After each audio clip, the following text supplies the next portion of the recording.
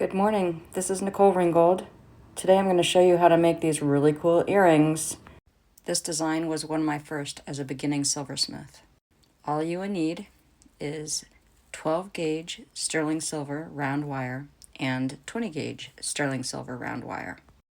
Take your 12 gauge round wire and you can use your fingers to bend it around a ring mandrel or some kind of mandrel. The pieces I show here are about 4 inches in length, and they are not annealed. They're not annealed because I want them to hold their shape and I'm not worried about them cracking. I'm using my fingers to hold the points together so that they do not splay as I'm hammering. And I'm rotating it back and forth so that the hammer job is consistent on both sides. I'm not hammering all the way down to the tips of the wire. I'm only hammering around the bend.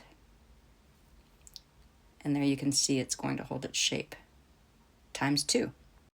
These are going to be fused, so you'll need to make sure that they are touching.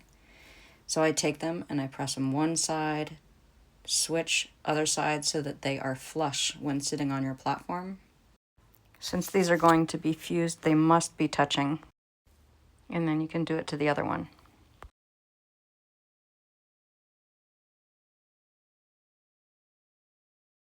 From here, I use a Little Smith Oxygen Propane torch setup, and that's what I'm going to show you how to fuse these with. I have a full-length tutorial on my YouTube channel on how to use your Little Smith torch, so refer to that if you have questions. And I'm using my pick, which is a titanium pick made by Lion Punch Forge, to ensure that they are continuing to touch as I'm fusing. To fuse, you need to make sure that both sides of your silver that are joined together reach the exact same temperature at the exact same time and that they are touching.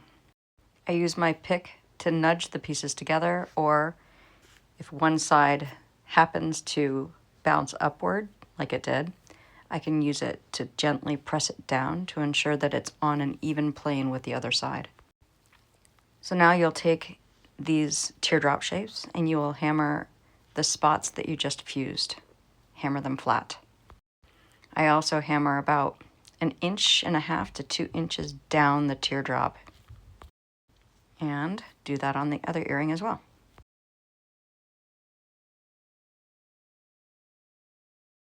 You may have to turn them over to make sure that they're nice and flat and not bent or warped after hammering.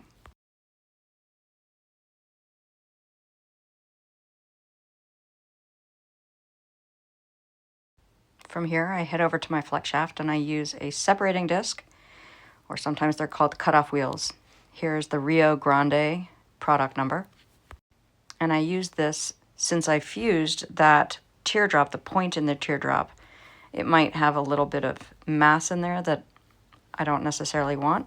So I use this to shave it off. You can also use files.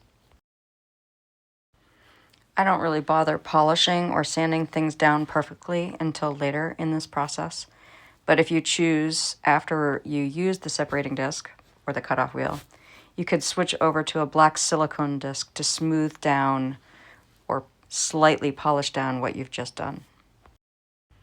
I like using these discs because you can access spots like this corner in here that you might not be able to access with other bits and burrs.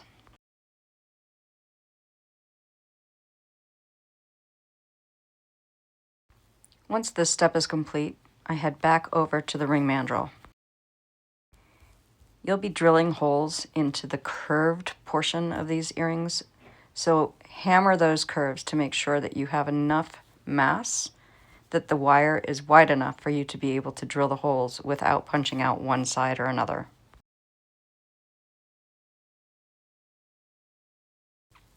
And then once I hammer them down, I turn the earrings around on the ring mandrel to make sure that the sides are evenly hammered and that they're not leaning in one direction or the other. You might have noticed by now that I have not yet annealed the metal. After hammering and before drilling into these earrings or these teardrops, you will want to anneal, because otherwise your drill bit might go dull almost immediately when you start drilling. Some people like to use lubricant when they're drilling, but I prefer to use the annealing method because I find it foolproof. I'm going to be using 20 gauge wire to put in here. So if you look at your drill size or your drill bit chart, you can look, there's a range for 20 gauge wire. And so there's a 70 millimeter. And then drill, you can use, in this portion, if you wanted to use a center punch so that your drill doesn't skid around, use a center punch to hammer a little divot. I didn't feel like I needed it, but sometimes I find it helpful. Use a tape measure if you want to be very precise, and then mark with some kind of Sharpie exactly where you want to drill your holes.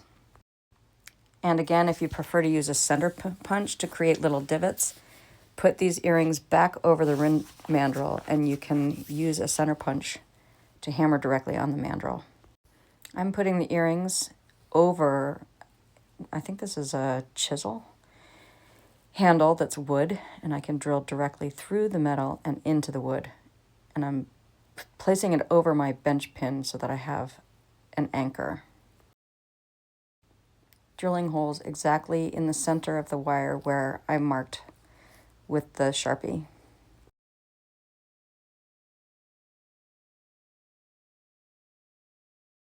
When I'm finished drilling these holes, I will form my ear wires and solder them before adding the little kinetic petals at the bottom. I used 20 gauge wire for my ear wire. I'm going to form them around round nose pliers. These are Lindstrom round nose pliers. Wrapping the wire around and bypassing the tip, and then I put my plier at exactly the spot where the tip is and bend back the tail. Thread them through your earrings, and then I'll use easy solder to solder them together so that the earrings don't fall off.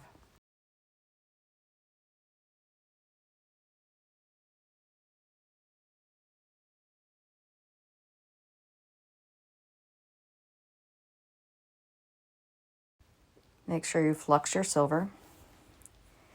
And then I like to take tiny bits of easy solder and put it on my platform and pick solder to the wire.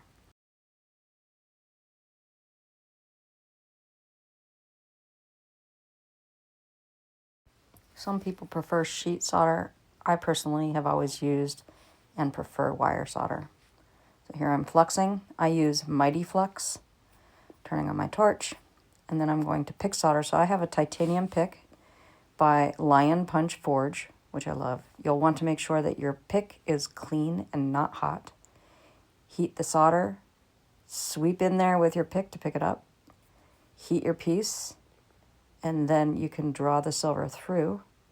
There, that happened pretty quickly. Okay, heat the solder, not your pick. Heat your metal and transfer the solder to your pick. Remember, solder follows heat. Now to create all of the little petals. Again, using 20 gauge wire, I'm snipping approximately 1.5 inch segments, and of course, enough to create the little dangling petals.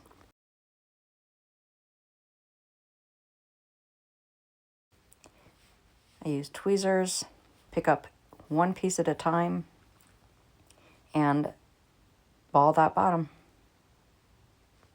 If your metal balls drop off and splat on the platform, that's because you're trying to heat too much metal and the weight of the silver is too heavy to stay on top of the pin as it's being heated.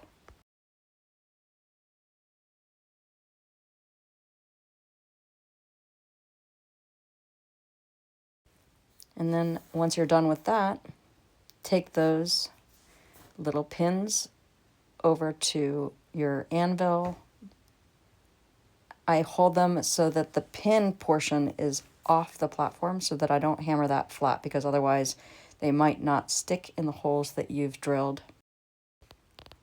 Place, if you have third hands, these are awesome. Place your teardrops upside down in a third hand and then stick your paddles down into all of the holes that you've drilled.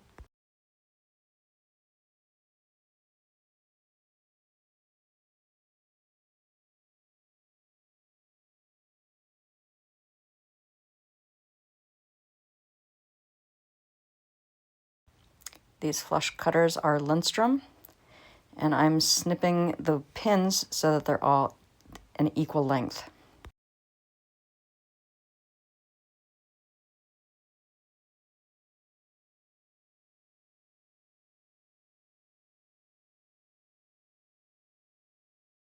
Get a nice hot torch, and then you can work on the inside, don't want to burn my hands here, and ball the pins upward to hold the petals in place. I find this very satisfying. Here's a closer shot of that process.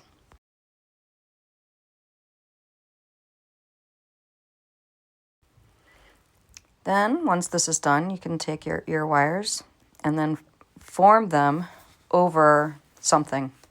Honestly, I just use round nose pliers and an old pencil. I first create a little kink with my round nose pliers, trying to maneuver so that you can see what I'm doing. So there's a little kink, and I'll do that in both of the earrings. But then first I'll form this over an old pencil, wrap it over with my fingers.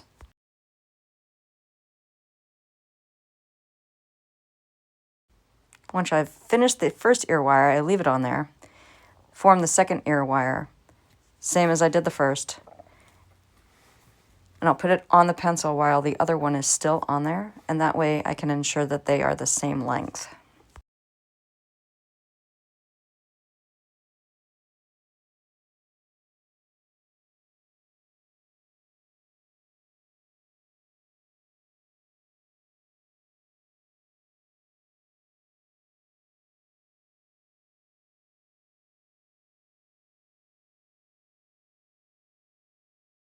Remove the pencil, hold the ear wires together, snip the excess silver. I save that for future projects. And then I use straight nose or needle nose pliers to bend the very edge or the very tips of the ear wires upwards so that they can stick into the ear seamlessly. Pickle, I use liver of sulfur, polish things up, and there you have it. Reach out if you have questions, and have a great day.